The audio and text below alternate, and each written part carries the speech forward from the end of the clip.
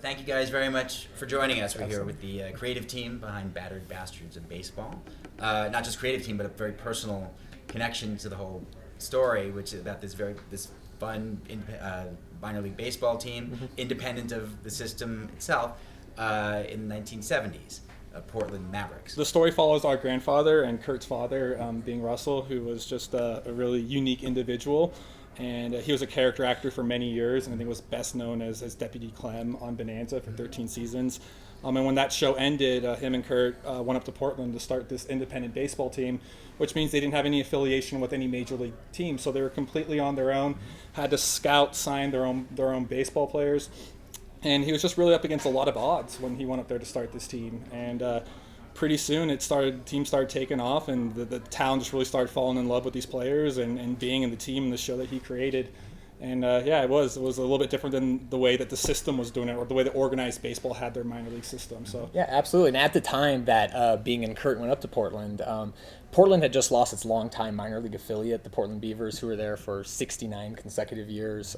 So at the time, Portland was really kind of considered a wasteland for professional baseball. So there was kind of a lot of doubt and skepticism about whether this would work. They were independent, so Bing didn't have access to the draft to draft what were the best players coming out of college and high school. So he kind of had to field a team of players that kind of nobody else wanted. But what turned out is that those players could play baseball, and the fans really identified with those players. So things ended up working out really, really well for them. How do you find teams to play against if you're not?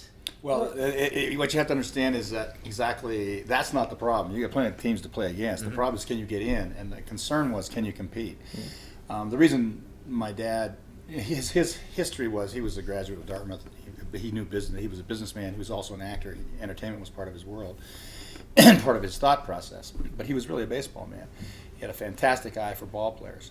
I was playing professional ball at the time. I was playing AA ball in Texas with the Angels organization. In Southern California, if you're a professional baseball player, 70 to 80% of your ball players are going to go through that area at some time or another.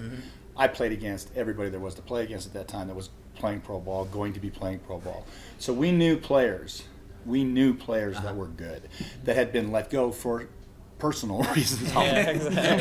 You know, and and it was wide and varied to the reasons they hadn't been, either they'd been let go or they hadn't been picked up. I mean, there was a lot of good ball players for political reasons that weren't playing in the systems. So we weren't, the ace we had up our sleeve is we knew we had good guys. But in any sports endeavor, you never know the outcome. You don't know for sure how you're going to be able to compete. These guys ended up over a 5-year period winning their division 4 times. So the first game ever played in the Mavericks history was the guy pitched a no-hitter. So we could compete. What was that atmosphere like? Yeah, going through a lot of the archival footage and photographs and reading newspapers, it was entertainment at its best. I mean, Bing really knew how to put on a show. We interviewed our grandmother Kurt's mom, and she talked about Bing's love for the theater and the stage and creating the show, and he was just very passionate about putting on a show. And he was a lot better than a lot of the other owners at putting on a show. Tell me what that looked like. He didn't hide stuff. Exactly. He said, "This is who they. This is who your third baseman is." Part of the huge, actually, it was considered that Bing's independent status was a disadvantage, but he actually, I believe, turned that into an advantage because he was able to keep his baseball players throughout the entire season. If you're affiliated with a Major League Baseball team, they can pull your players up the second that they get hot, and players are going up and down. So what Bing was able to create here is a great fan-to-player relationship that was able to be built. So I think a lot of what this documentary covers is kind of the love story that blossomed between the community of Portland and these Portland Mavericks that kind of Bing Russell put together. The personality of the player was promoted after a while as much as the ability of the player. So the fans got to personally have an involvement with the players. That is the kind of soft end of what happened. I mean, these guys were pretty radical bunch. I mean, they did some stuff that was pretty newsworthy. But I mean, and today, you wouldn't last very long. Well, what's your favorite story from that? These guys know more of those stories now than I do. Yeah. I think one of my favorite stories that we came across was PL Maverick. It was, I think, the first ball dog for a professional baseball team. And he was a black lab. And when the other team was playing well or the pitcher was in a groove, they would throw the ball out in the field and let PL Maverick on there. And the umpire would have to go out and try and catch this, it was a this circuit, black lab. So Yeah. that was one of my favorite stories I came across.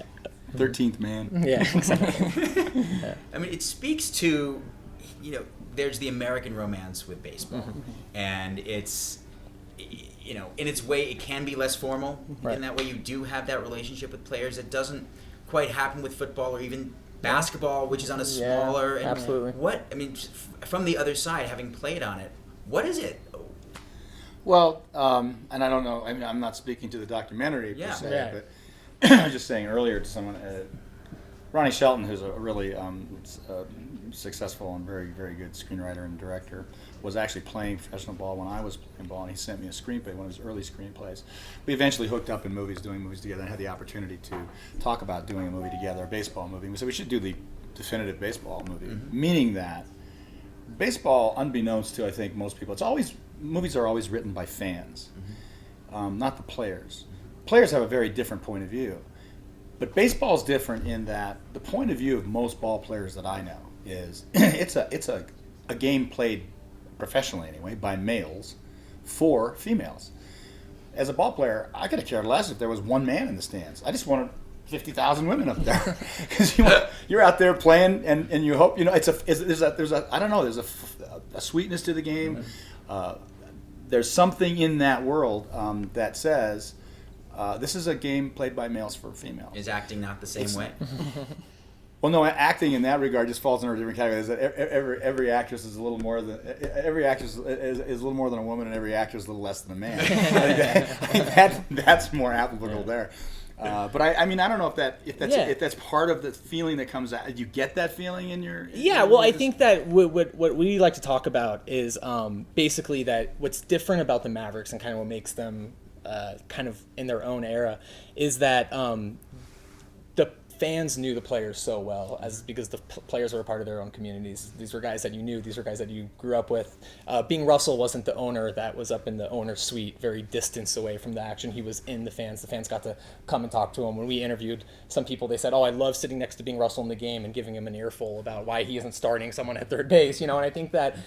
There's something that's kind of missing about that today in professional sports. And I think another thing that we touched on and Kurt talked about earlier is just kind of second chances. And it's hard when you play a sport your whole life and you're dedicated. It's hard to hang it up and it's hard to say, that's it, it's over, And so to have this one little team that was this magnet for these people, it was the only place they could go to continue their dreams and continue their passions and hopefully make it up, to a higher level. Especially if it was for a political type of reason. Absolutely. If it was for a personality flaw. Right. Now, flaw might be putting it but these guys had a lot of flaws, but they could play. Yeah. They could play, and they wanted to play, and they wanted to have that opportunity, and he did provide that. I mean, I think to me, that's the greatest thing that my dad did, was he created a place for guys who really deserved, a lot of them, some of them no, but a lot of them yes, a place to continue to be able to show people that you could do this and move up the ladder. And now there are we were the first independent team in 39 years, and now I think there's over 65 teams. So the six success of the independent Mavericks really kind of revolutionized independent baseball and inspired a whole. Now there's leagues of independent teams, and so it's really remarkable what he was able to do. So what's the Charlie Sheen comedy from the 90s? Major League. Great movie. Yeah, that kind of stuff for me is a little distasteful because I was a professional player. I get it. I get the humor of it. This is not what this is. This is the real world. Yeah. These guys cared. I mean, the great thing about sports is that, and why it makes better TV than anything else, the outcome's unknown. Right. In our world, in the world that we live in terms of creating entertainment, we sit down, write it, create it, and try to recreate it as best we can to give that sense of spontaneity and whatnot. When you step into the batter's box in front of 20,000 people and there's a winning run on third base, when you don't succeed, you know it, and they let you know it. That's a lot different than take 7. Oh, I flubbed my line. Well, go again. There's no go again in professional sports. I can tell you today, Tom Brady is not a happy man. And with all that goes on in his life, he's not happy today. Yeah. And that goes for everybody who's ever played any sport professionally. It is the way they're going to earn their money to feed their family or themselves. In those days, there wasn't too many married guys on the team, but I mean, it's a different attitude. You take it very seriously, but that's why I think the heightened atmosphere of importance. And you have a certain amount of time to make your money as well before. You got to make it. And those guys just were, some of them were let go way too early. Some of them should have been let go long ago.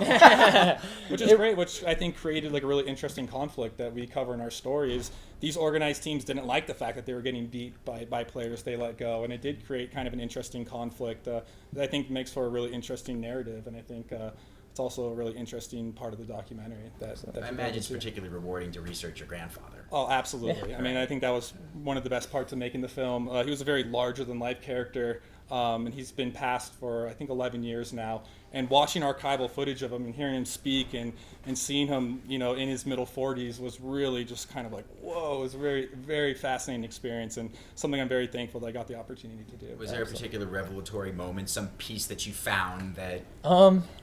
There was one that was pretty funny. One of our favorite archival stories is there was a cameraman there who would film kind of behind the scenes footage on the team in a couple seasons, and at one of the Maverick reunions about 8 years ago, he gave the footage to Todd Field, who's Academy nominated filmmaker. And was Bat Boy. Was the Bat Boy of the team. And so with Matt Franco was another Bat Boy, Right. who was their cousin, my nephew. He went on to play 20 years of pro ball, 8 years in the big league. Right. Yeah. And so Todd was given this reels of footage 8 years ago, and when we contacted Todd, he was thrilled to be a part of it and was like, yeah, I got 2 reels of 16 millimeter footage for you. It's going to be fantastic. And we were unable to locate it for about a year while we were making this, and we were just dying here. Going, oh man, where's this footage? And he has a film vault, and was looking through it and couldn't find it. And about a year after we had talked to him, when we just had given up hope, he told us that he'd found it in his sock drawer, in the safety of his sock drawer. And which he said was safer than any film vault I'm sure. in the world. So yeah, so we were able to get a lot of great intimate footage. When we got that footage back, that was a really special I was moment. excited for these guys getting to have that experience. And then this just came out of nowhere. I've learned about it only recently, and I sat down with them and they interviewed me, as one of the people who was involved with it. But on a family level, it because when you're living it, you don't think it's, I don't know, you think it's not that interesting. It's just your life. Who cares? Let it go. But then the next generation comes along and says, well, look, they're sitting in a room going, look at that picture. What I've never seen a picture of a professional ball club that looks like that. What's the story here? And they go from that to sitting here talking with you at the Sundance Film Festival.